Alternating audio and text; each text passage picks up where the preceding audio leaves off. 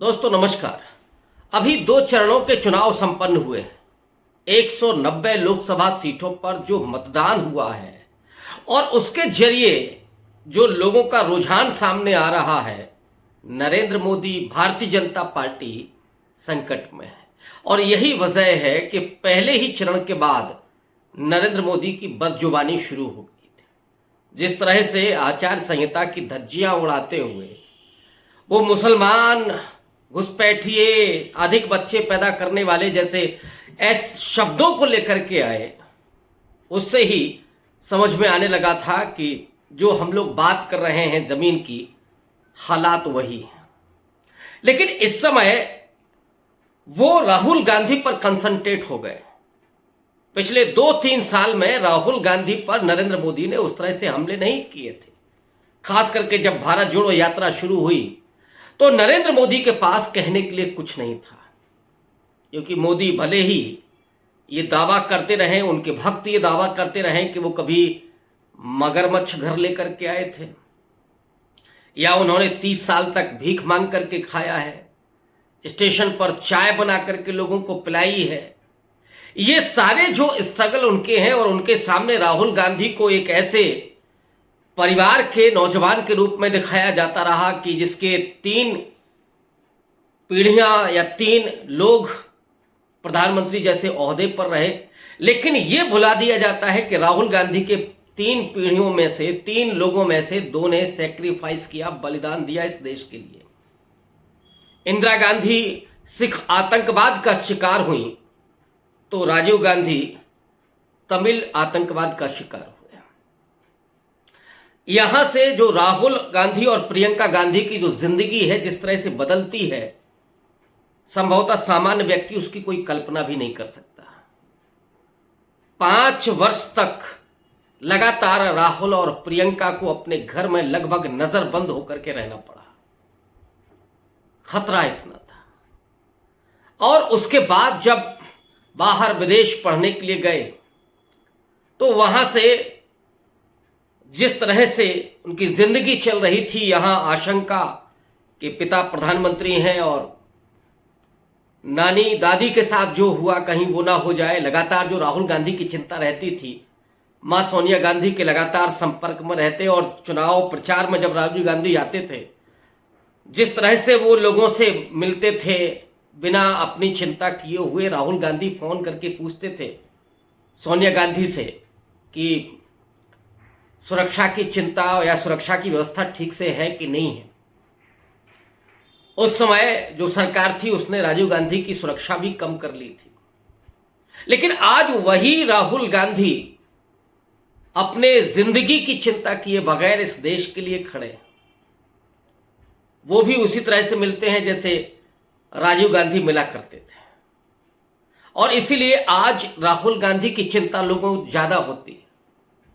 ये चिंता जितनी सोनिया गांधी को होती होगी, जितनी प्रियंका गांधी को होती होगी, जितनी कांग्रेस के लोगों को होती होगी, उससे ज्यादा चिंता इस देश के लोगों को होती है, क्योंकि वो एक ऐसा शख्स है जो 5000 किलोमीटर पैदल चलता है देश को बचाने के लिए, देश को जोड़ने के लिए। राहुल गांधी वो शख्स है जो सामाजिक न्याय की राजनीति को सामने लेकर के आता है, बिना ये चिंता किए हुए कि ये वोट बैंक में तब्दील होगा कि नहीं होगा। ये वो व्यक्ति है जिसके जेहन में जस्टिस शब्द है। ये वो व्यक्ति है जो सोचता है कि देश के हालात बदतर क्यों हो रहे हैं। देश में आज 81 करोड़ लोग क्यों मुफ्त राशन की लाइन में लगे हुए हैं, इनके स्वाभिमान की रक्षा कैसे की जाए, इनके सम्मान की रक्षा कैसे की जाए, ये चिंता बराबर बनी हुई राहुल गांधी को। और यही वजह है कि राहुल गांधी आज उन लोगों की निगाह में एक बहुत बड़े आइकॉन के रूप में है, एक बड़ा सम्मान उनके दिलों में है। और वो जिस तरह से राहुल गांधी को चाहते हैं, प्यार करते हैं, संभवतः इस देश में और किसी को नहीं हासिल हुआ। इस वक्त में मैं बात कर रहा हूं। नरेंद्र मोदी की शख्सियत कितनी भी बड़ी हो, कितना भी उनका बड़ा ब्रांड की छवि हो, या गोदी मीडिया रात दिन उनके लिए भक्ति करती रहे, पलक पावड़े बिछाती रहे, घुंघरू बजाती रहे, लेकिन राहुल गांधी ने जो जज्बात पैदा किए हैं लोगों के दिलों में, वो एक जन्म तो क्या, नरेंद्र मोदी को 7 जन्मों में भी नहीं मिल सकते।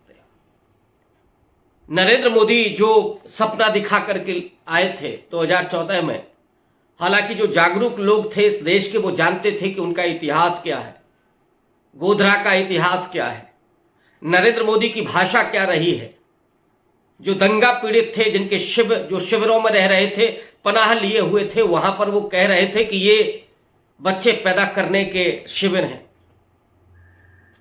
या वो कह रहे थे कि ये क्रिया की प्रतिक्रिया है। वो मुख्यमंत्री जिसे अटल बिहारी वाजपेयी राजधर्म के पालन करने का हिदायत दे रहे थे, वही व्यक्ति जब स्विट्जरलैंड की सड़कों को दिखा करके गुजरात का मॉडल लेकर के सामने आता है और 2 करोड़ रोजगार प्रतिवर्ष, वो व्यक्ति जब ये कहता है कि हर व्यक्ति के खाते में 15 लाख आ जाएंगे, काला धन वापस आ जाएगा, किसानों की आमदनी दोगुनी हो जाएगी, महिलाओं के सम्मान का हिफाजत होगा, वो व्यक्ति जब सरकार में आता है तो उसके सारे कस्में वादे झूठे साबित होते हैं।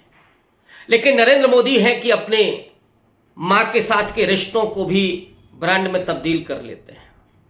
मां से मिलने जाते हैं तो भी कैमरे लगातार होते हैं, वो मंदिर में जाते हैं तो भी कैमरे लगे होते हैं, वो साधना में रथ हो तो भी कैमरे लगे होते हैं। ऐसा तो शायद तपस्वी इस देश को नहीं मिला।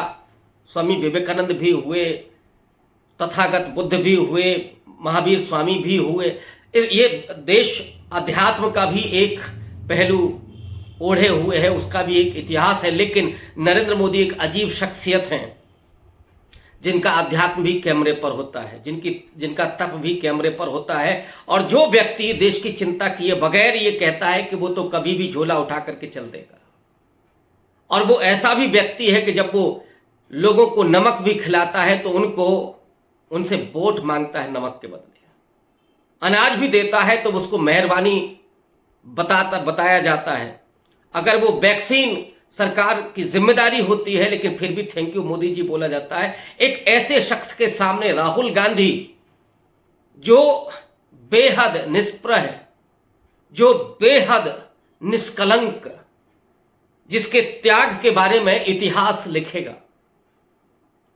वर्तमान भले ही राहुल गांधी को उस तरह से ना देख पा रहा हो, या जो पूरी भक्त मंडली है भले ही वो राहुल गांधी को नजरअंदाज कर रही हो, उनके आंखों पर तो मोतियाबिंद है, इसको मोदियाबिंद कहा जाता है। लेकिन राहुल गांधी जिस तरह से आज एक ऐसे छवि के रूप में सामने आए हैं, कैसे व्यक्तित्व के रूप में सामने आए हैं जो देश की चिंता ही नहीं करता, जिसका एक विजन भी है देश के बारे में, जिसके जेहन में समाजवाद है, जिसके जेहन में धर्मनिरपेक्षता है, जिसके जेहन में अंबेडकर के उपजा हुआ सामाजिक न्याय है, वो व्यक्ति आज जिस तरह से लगातार कैंपेन में है और नरेंद्र मोदी के लिए मुसीबत बन करके खड़ा हुआ है कि एक तरफ तो सच्चाई है, वक्त बहुत लगता है, कहते ना कि सत्य पराजित नहीं होता, भले ही वो कितना भी प्रताड़ित हो।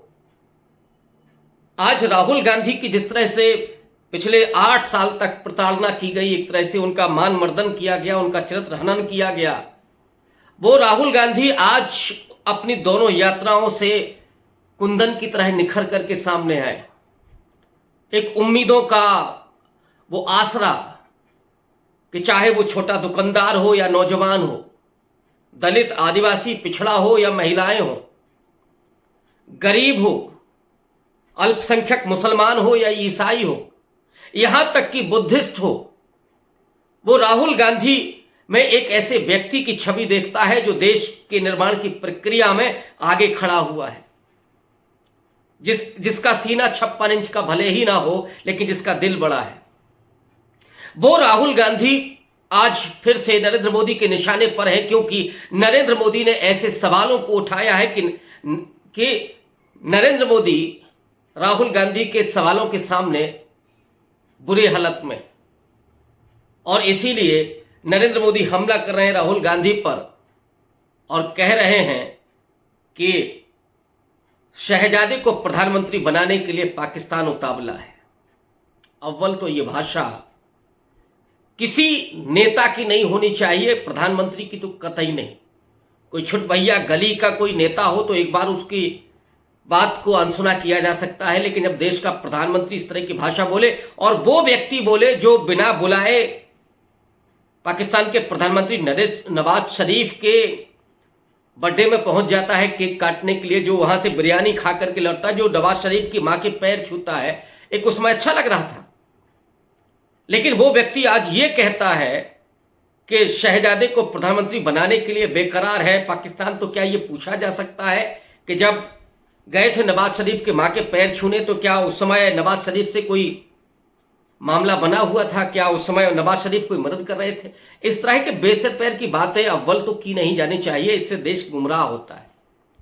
चुनाव प्रचार एक ऐसा माध्यम होता है जिसमें आप देश के लोगों को एजुकेट करते हैं, आशंकाओं का समाधान करते हैं, उन्हें एक सपना दिखाते हैं देश के निर्माण का। लेकिन आपका सपना क्या है? संविधान को ब्रेक करना, संविधान को खत्म करना। आपका सपना क्या है? आरक्षण को खत्म करना। और यही वजह है कि राहुल गांधी लगातार आरक्षण पर घेर रहे हैं और वो तो यहां तक कह रहे हैं कि हम 50% की सीलिंग को तोड़ेंगे। जो दलित, पिछड़ा और आदिवासी है, जो कहीं अभी पीछे छूट रहा है, जैसे अति पिछड़ा पीछे छूट रहा है, अति दलित पीछे छूट रहा है, वे आदिवासी समाज जो कहीं और दूर दराज में है, उनके उत्थान के लिए, उनके सशक्तिकरण के लिए अगर आरक्षण की सीमा बढ़ाने की जरूरत होगी तो हम उस सीमा रेखा को भी पार करेंगे। आरक्षण को लेकर के नरेंद्र मोदी ने कहा कि संविधान और आरक्षण जब तक मोदी है तब तक कोई नहीं हटा सकता। लेकिन सच्चाई यह है, राहुल गांधी ने उसको भी परत दर परत खोल दिया है कि नरेंद्र मोदी ने निजीकरण करके आरक्षण को बेमानी बना दिया है। सचिव स्तर के अधिकारियों में आरक्षण की क्या स्थिति है? कितने लोग हैं जो दलित और पिछड़े आदिवासी हैं? मीडिया में कितने दलित, पिछड़े आदिवासी मालिक हैं, एंकर हैं? नहीं है। जुडिशरी में, हायर जुडिशरी में कितने लोग हैं? देश के संसाधनों पर कितना कब्जा कौन से लोगों का है? ये राहुल गांधी ने कहा कि इसको हम देखेंगे, इसका सर्वे करेंगे कि जो टॉप क्लास के इंडस्ट्रीज हैं उनके मालिक कौन हैं, जो टॉप क्लास के जो हॉस्पिटल इंडस्ट्री है उसके मालिक कौन है। यह सवाल क्या नहीं पूछा जाना चाहिए जब तमाम अंतर्राष्ट्रीय संस्थाएं ये कह रही हैं कि ये जो मोदी राज है, जो अरबपति राज बन गया है, इसमें विषमता इतनी बढ़ गई है कि जो अमेरिका से लेकर के अफ्रीका और तमाम देशों की अपेक्षा ज्यादा है, जो औपनिवेशिक काल माने ब्रिटिश काल से भी ज्यादा विषमता है। इसका मतलब है कि इस देश में भूखमरी और गरीबी किस हद तक पहुंच गई है और दूसरा अमीरों की एक बड़ी संख्या। राहुल गांधी इसीलिए बार बार नरेंद्र मोदी को मुश्किल में डाल रहे हैं और आज तो कर्नाटक से उन्होंने जो अटैक किया है, शायद अब तक का बहुत करारा हमला। राहुल गांधी ने सीधा बोला है कि नरेंद्र मोदी ने उस प्रज्वल रेवन्ना का जो समर्थन किया है वो दरअसल एक रेपिस्ट का समर्थन है। और ये जो रेपिस्ट है, ये केवल एक रेप स्कैंडल नहीं है, ये मास रेपिस्ट है जिसने 400 महिलाओं का बलात्कार किया है। और इसलिए नरेंद्र मोदी को इस देश की सभी महिलाओं से माफी मांगनी चाहिए। जो व्यक्ति महिलाओं को डराता है कि कांग्रेस के लोग मंगलसूत्र छीन लेंगे, लेकिन वो व्यक्ति एक ऐसे रेपिस्ट का समर्थन करता है जो कहता है कि इसकी मदद करेंगे आप तो नरेंद्र मोदी की मदद होगी। ये जो हमला है राहुल गांधी का, इस हमले के आगे नरेंद्र मोदी टिक नहीं सकते। और आज के बाद जो तीसरा, चौथा, पांचवा फेज होने जा रहा है उसमें राहुल गांधी का आज का भाषण नरेंद्र मोदी के लिए बेहद बेहद मुश्किल साबित होने वाला है।